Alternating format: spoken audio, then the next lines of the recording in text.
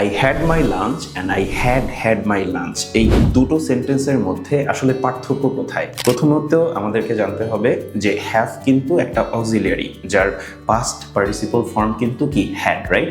এখন হ্যাভ একটা অক্সিলিয়ারি হওয়ার পরেও সে কিন্তু আছে অর্থে অথবা খাওয়া অর্থে আমরা যে ইট ব্যবহার করি না, সো এই ইটের পরিবর্তে কিন্তু আমরা কি হ্যাভ ব্যবহার করতে পারি খাওয়া অর্থে। এখন কথা হলো I had my lunch and I had my lunch, এই দুটোর মধ্যে পার্থক্য কি?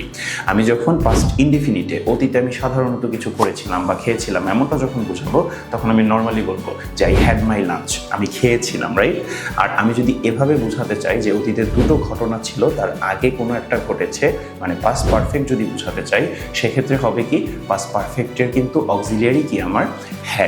আর এই যে হ্যাভ ভার্বটা, একে যখন আমি ফাইনাইট ভার্ব হিসেবে ব্যবহার করছি, সো এই হ্যাভেরও তো আবার পাস্ট পার্টিসিপল ফর্ম আছে, তাও কি বলতো হ্যাড। সো এর জন্যই কিন্তু আমাদের বলতে হয় যে I had my lunch before I called you.